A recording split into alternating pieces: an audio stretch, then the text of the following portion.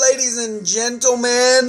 How are we doing? I got yours truly, Chris Walker, holding it down with me on this today. What is it? August 5th?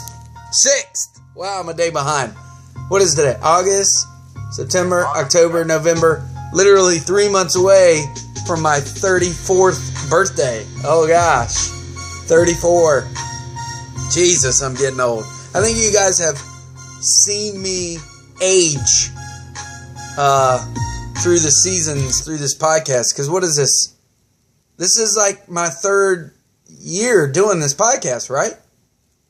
That's correct, sir. Wow. Doesn't even feel like I've been doing this thing for 3 years. And I took a little bit of a break off, but for the most part, man, we are back at it. So gray in the pews. Yeah, yeah. Oh man, I'm wearing a hat in this show today because you'll see it later when you watch it. This hair is getting a little crazy, and I hadn't been able to get to the barber or the cosmetologist in the last couple of weeks. So yeah, I'm even growing a pretty thick beard, and that I can do myself. Yes, the beard is very metal, but for a metal guy, I'm surprised you haven't taken to the grow your hair out long metal phase. Yeah. Well, we'll see. It's a very grunge thing. Let me give you this one. Look at this later. This is what I'm what I'm doing right now. It's very, I don't know. Well, let's get into this, man. Week 17 is in the books, brother. I'm gonna say, when I woke up this morning and I saw the scores, I'm like, well, there it is, man. There's some separation going on, and not any real, I don't want to say there weren't close ones, but 7-2, 6-3 on down the line. Left some teams this week scratching their head, and some other teams just throwing in the towel. And then some people with some smiles on their faces. Including yours. Yeah. It does feel good to take down a previous champion. Okay? So I got one more week to come after you. But I'm pretty sure Josh and I are done. And I think I took him down twice this season. Pretty convincingly. 8-2 and 7-2. So, Josh, your ass is in the jackpot.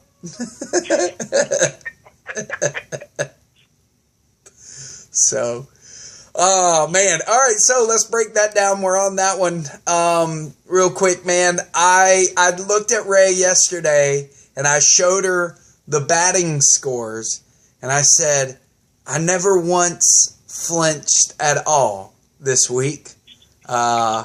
Again, still wearing the same shit-eating grin that I have on my face right now. Josh's offense was non-existent in comparison to mine. And I like it. It was night and fucking day. You had the most homers out of anybody.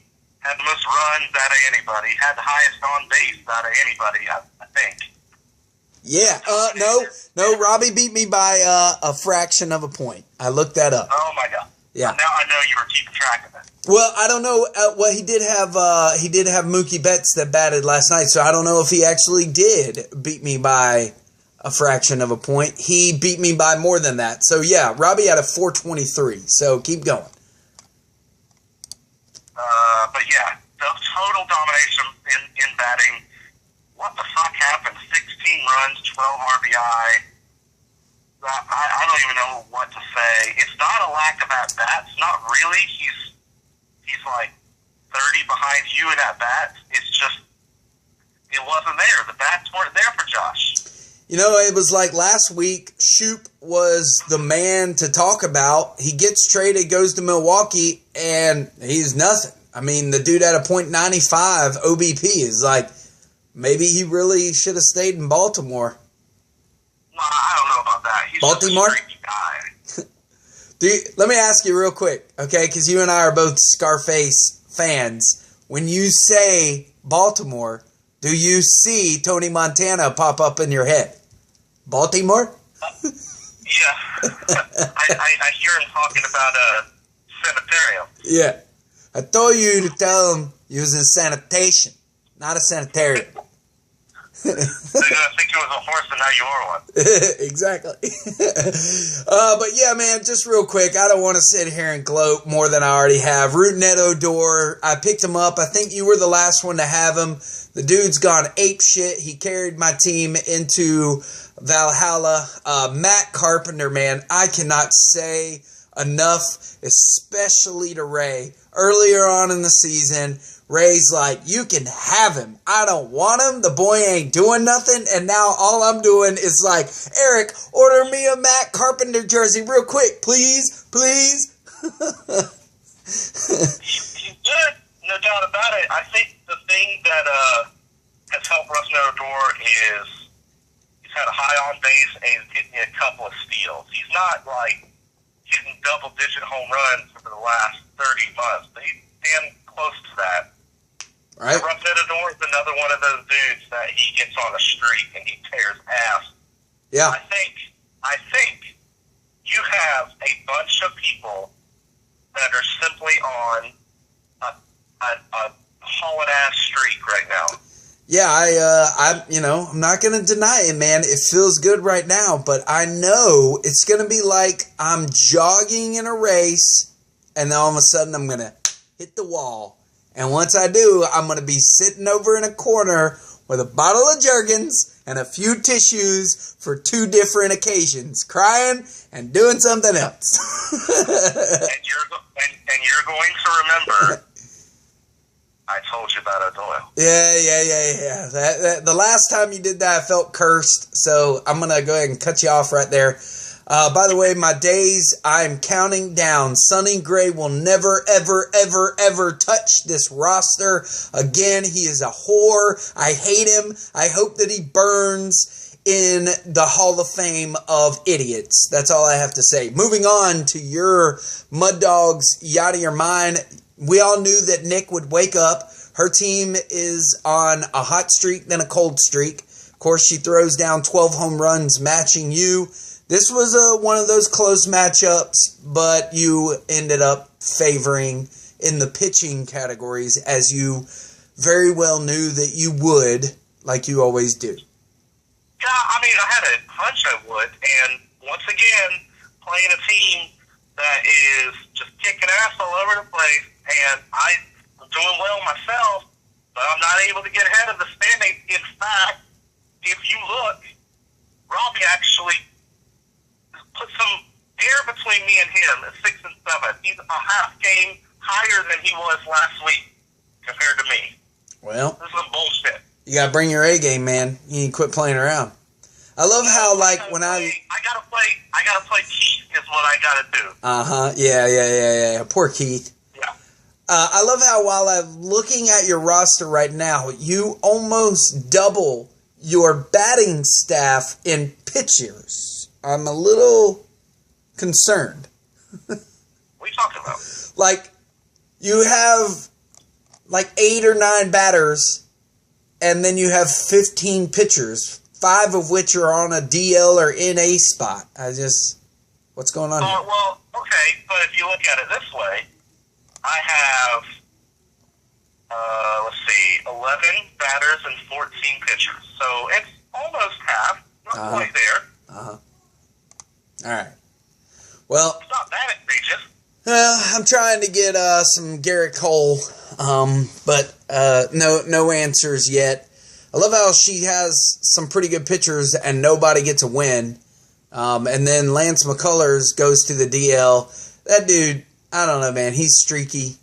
You got to hate a streaky pitcher. I got one of those on my team right now. I tell you what, I can't wait to mentally drop his ass. I just don't know if I can right this second, but I don't know. Hey, fun fact for you, the Houston Astros, so you mentioned Lance McCullers going on the DL. That will be the first time that they will have to use a pitcher that wasn't in their starting five at the beginning of the season. They have used exactly 5 starting pitchers all fucking season. Wow. Yeah, that's pretty crazy. Right. So hopefully that's not a bad omen. But whatever. I don't really care about Houston. Moving on to Reeder and Robbie.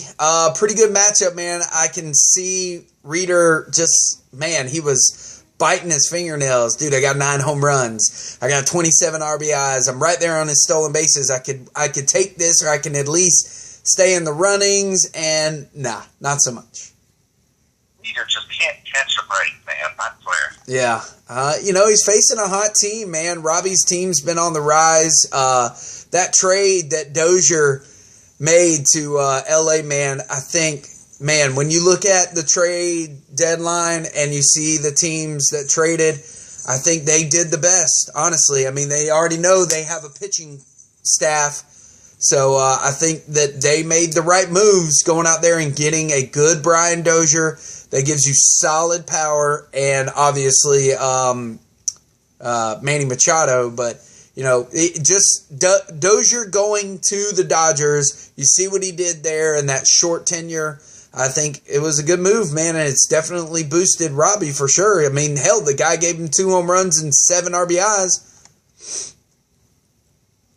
I can't wait till I play Robbie. I'm going to kick his ass. Yeah, kick his ass. Kick his ass, Seabass. Moving on to the other, Jason and Shane. This would have been, in my mind, the matchup of the week to watch, and then it became uninteresting when Trout went down, and now Shane is basically looking at his roster like, what am I supposed to do? He likes to say that hitters are not as consistent as pitchers are, so he's kind of lamenting over the roster strategy that he's picked for himself. Right. Batting heavy. Going, well, damn, my hitters can't consistently win week in, week out like it seems like pitching can for some teams. But there's also a trade-off. I think pitchers, I know it doesn't seem like it for Shane, but pitchers do actually get hurt more often than batters, except on Shane's team. Yeah. That's kind of what happened the whole week. He's got a roster full. He's playing me right now, and he has just enough people to fill a starting lineup, and that's it. Yeah, well, I mean, that's kind of what you get when you pull that little, sneaky behind the back to get Mike Trout deal. Yeah. You're saying it's karma. Yeah, I'm looking at you, Shane. I told you. You wouldn't get Mike Trout. You got him, but you ain't got him. You know what I mean? All right. And then George Springer, I think it was today, the Houston Astros put him on the DL. I want to ask you a question here in a minute when we get through the rest about the reasoning behind his DL stint. It's something that I keep going back to, man. I keep thinking about it, and I want to bring it up. Moving on, got 2 more matchups. Oh no, we suck again, and swinging low. Eric's starting to get a hard on, man. His team is starting to hit. I will say this, though. They didn't really hit. They just played Keith. Exactly. Come and bring that. Hey, Eric, come and bring that hitting game up against me, bruh, last week. And I'd have whooped that ass, bruh. You'd have been sitting there with no points. All right, no points. No runs, no homers, no RBIs. But again, you play the matchup. So he had a really good ERA last week. Had some good. I saw that. That was like sub-2, right? Yeah, but he must have been listening to the podcast, man, because he's rolling out with what he's got. He's got David Price, Bud Norris, Bundy, Kluber, Verlander, and Hill, and Newcomb. I don't even see any stats from Newcomb. Did he not pitch? He did pitch. Did he forget to pitch him? I don't know. Maybe. I don't have any stats recorded from Sean Newcomb on Eric's roster. Hold on, I'm pulling up Newcomb now, and he played July the 29th. That was the last time he played, and he's going to start tonight. Tomorrow. Tomorrow. Okay, so he's streaky, man. I know I dropped him, and I wish I didn't because of me just being a Braves fan. But he had a little run there where he was kind of disappointing me, especially with that Milwaukee game. And Eric went out there and picked him up, and of course he almost throws a no-hitter. How about Aroldis Chapman last night? Way to just drop the ball, bro. Well, he's just blowing more games these days. Well, what's going on? Yeah, who the hell knows? I don't know. And then last but not least, Ray, last night, went to bed. She's like, man, it's 5-4. And I kind of just told her, I was like, look, bottom line is he's got a Yankee batter that does like to hit. And, we'll see what happens. She woke up this morning 7-3, and she's got a big smile on her face. Yep, and that means that Bill is a little lower, a little bit less of a threat. I'm all right with that. Yeah. Just by me. Yeah, he's he's got some good stats. I had to kind of nudge her. I was like, hey, might want to play Trevor Story. The dude's dropping bombs. Might want to play Trevor Story, okay? So every time I see Trevor Story, all I think about is you, because you were the one that went out there and picked him up his rookie season. I don't know if you remember that. When he, back in the league, you went and picked him up, and everybody was like, who's Trevor Story? And then the dude, he went on a little bit of a hot streak when he came out in his rookie year, but last year he wasn't so important. Correct. And then this year he's back, man. Well, if you remember, me and Ray kind of battled out the option for him, too. And I wasn't willing to go the extra buck. And right. To be honest, I kind of regret it because I think Trevor Story might be like a top 3 shortstop. Yeah. I'm not even kidding. Well, dude, her roster just fills my heart with nothing but regret. When I look at Aguilar and Eugenio Suarez, every time I see him on her roster, I'm just like, why? He was doing good for me when I had him, and then people gave me shit about when I traded him to her, but the dude's a consistent third baseman. He is a consistent at-bat. He's going to give you stats in that lineup, and it's just like, damn, I should have never dropped him. Or traded him. But, all right, so I want to get into a little bit different topic or whatever. We'll go into the players here in a second if you're down with that. Are you down with that, sir? Let's go. All right, so Springer, he's injured. All right. Let me go ahead and ask you, all right, how many people are going to need to get hurt from swiping a bag before managers really just say, you're not stealing. I'm not going to let you steal. There's no reason for you to. If you do, you run the risk of getting injured. Don't steal a bag. I think you're already seeing it, because, home runs are at an all-time high, and if you've noticed, steals are at an all-time low league-wide. And I totally agree with you. There's no reason that your superstars should be stealing bases unless that's their meal ticket, like a Billy Hamilton, this is all I got. I'm going to take this one skill I have and run it into the ground kind of guy. Right. But, and not only that, it's like to steal, you're risking an out. And a lot of these managers these days place a high value on outs and avoiding outs and just getting on base because good things can happen when you got lots of people on the base. Let me ask you a question, okay? And this just actually came to my mind. When you think about them sliding, most of them are sliding head first with their hands extended, and what's causing the injuries is the base. Okay? Yeah. Now, first and through third base are all erected. They're all up, except home plate, which is flat. It's level with the ground, with the surface. Why not? Why can't you go? Is it because they're afraid that players are going to try to cheat the first, second, and third bags with, throwing dirt on it or something. And the umpires would have to go over there and especially dust off second base every so often. I mean, why not just put it in the ground like all the other bags? Kind of genius, actually. No, I bet the baseball purists would be like, thinking you're destroying baseball if you do something like that. But dude, it's legit. I haven't thought it through, but I find it intriguing. Well, I'm glad that I intrigued you. I think that if they were to just try it out, it would probably definitely increase the stolen bases. And let's face it, I mean, it is a part of the game.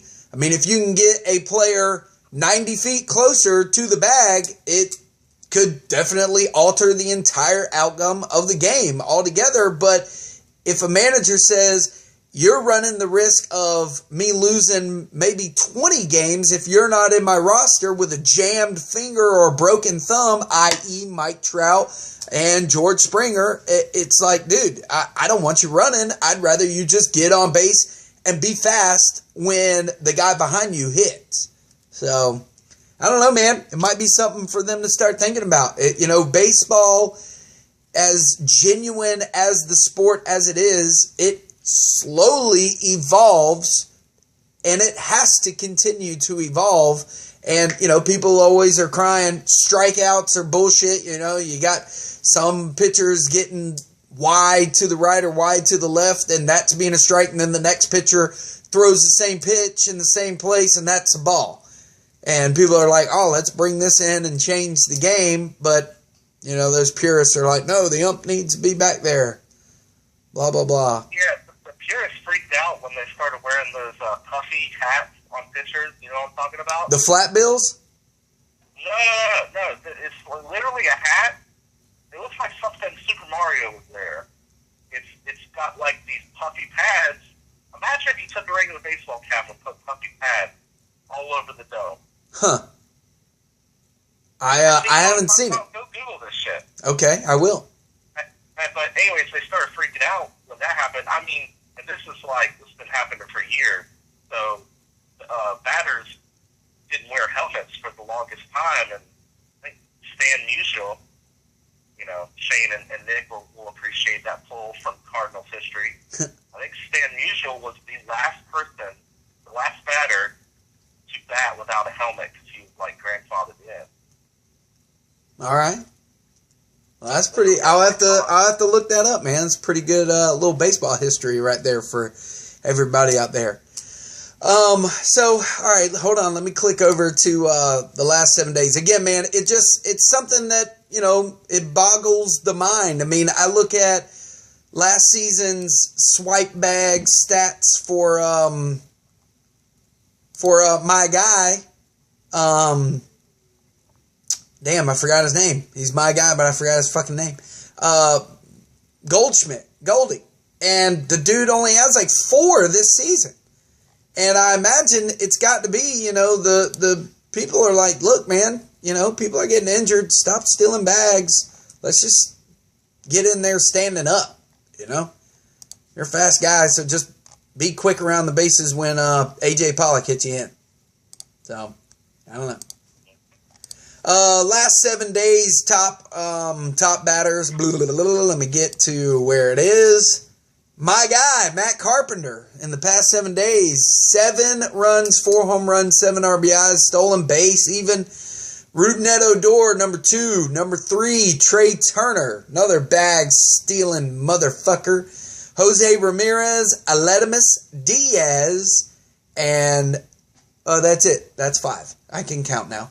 You had 3 of the top 5. I had 3 of the top 5. Smiles all around.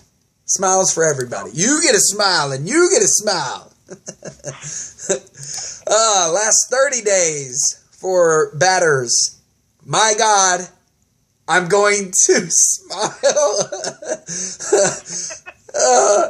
First, Jose Ramirez. Second, Matt Carpenter. Third, Rougned Odor. And fourth, Christian Yelich. And fifth, Mike Trout. Dude, hey, come on, guys. I want to enjoy this, okay? I want to smile, okay? You're rubbing it in our faces. Oh, man. But, hey, we'll go to pitchers, and I won't be smiling at all.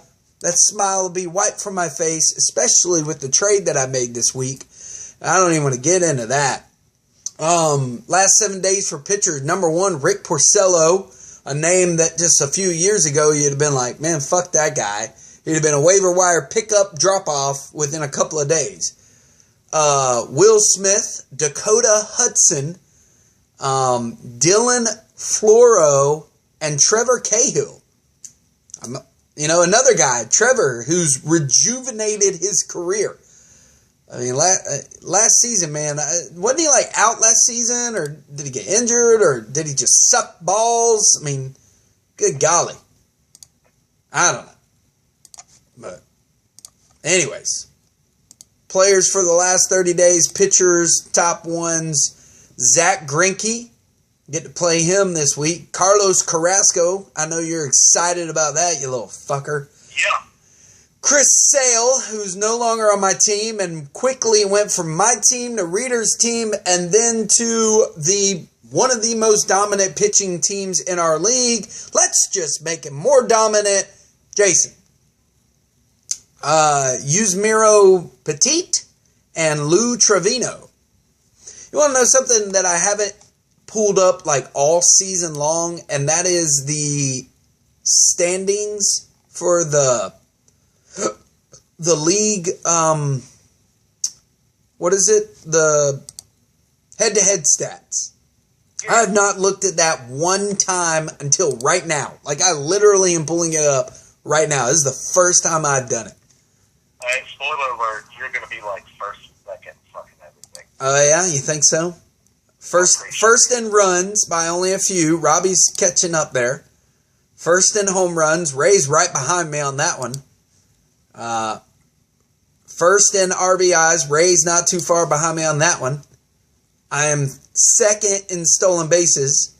And first in OBP. That does make me smile. At least in the batting categories. Go look at the pitching, too. Pitching, I am second. First 8 days. You're what? I am second in wins. Yep. And I'm second in strikeouts. Which, I mean, that makes sense. I have the third. I'm ninth in 10th in ERA. Very nice. And dead last in WHIP. But in the middle of the pack in saves plus holds, and of course you, who just gets a lovely erectile dysfunction. Saves and holds. So you want next year when I don't have to do Mike's strategy of build the roster of pitchers, I'm going to go back to get me a couple studs and do the rest relievers. Yeah, all right, well, whatever. So it got me thinking, man, week 18, here we are, dude. We are rapidly approaching our playoffs, man. Week 22, the trade deadline for this league is August 12th. I have not even really given that much thought. That's 6 days away. I'm not even really thinking about, do I want to make a trade? Who do I want to trade? I haven't thought about it. I don't know. Well, then you think about it, because I know once the deadline comes around, it's like, okay, I'm going to make a trade. Yeah. I'm going to hurry and get what I need to get in. Yeah. I got some batters out there that, I could probably part ways with, and pitchers that I would love to have on my team. So it's rapidly approaching. When is the pickup? That's the rosters get locked the last week, right? So, okay. So I got a few more weeks for that. So that's my cocaine. I'm trying to get to 200, guys. I've slowed down a lot. So 161 moves, 39 more to go. I don't know, man. I'm not sure if I'm going to make it. I think you got plenty of time to get to 200. All right, a couple more weeks. Look at the matchups that you got. I mean, look. We only got a month and a week left. Yeah. That's how. We only got 5 weeks left to get your spot.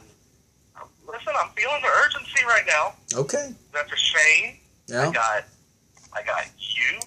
I got Ray. I've got Robbie and Keith play. Yeah. Those last 2 weeks, man, are going to be crucial. Jason and then you. I still have Eric on the docket as well. He'll be next week. I'm excited, man. I love me some fantasy baseball. You know that. I just tell Ray, I'm like, I just want one or two. First or second, I want to be guaranteed 4th place or better. I owe that to my team. I owe that to myself to get to that point. Not that I've never not made it there. Well, no, I have. I think I was like 5th place last year. But bottom line is, I like being in at least the top 4, and I want a shot at the championship. That's it. I want it. I think I've gotten 2nd place once, right? Well, you know what's going to happen. You're going to get to the playoffs, and then you got to prove that you can win without all this 10-day rule stuff going on. That's true. You can do it? I don't know. We'll have to see. I got to go in there with the right staff, brother. So we are approaching the end of our show. Do you have any last remarks? Any last comments? You play Shane this week. I was just gonna mention the trade deadline, and I should note it's not going to be easy against Shane, despite because remember he still got Finn. Yep. Still got Votto. Yep. He still has some batting left, and it's enough to give me a run for my money, batting wise. So I gotta get my game together and make sure I win those pitching stats. Yeah, man. If anything, dude, this is a big week for you, my friend, because I got Bill this week. Not saying that's easy by any stretch of the imagination, but other than you still having Keith on your roster, then you've got Robbie who's on the rise, then you've got Ray, and then you end the season off with me, sir. So I hope that by the time I play you will have cooled off significantly. Yeah, well, I'm hoping that is not the case, and that you. I gotta say, man, it's gonna be weird if you're not there. If you're not in the top 6, this is gonna be weird. If the next time I miss the playoffs will be the first time. So yeah. Yeah, that's gonna be weird for you, man. You're not gonna know what to do. So you need to start making plans. I'll grab a big. You want to borrow my bottle of Jergens? Maybe. We'll take a rain check on that.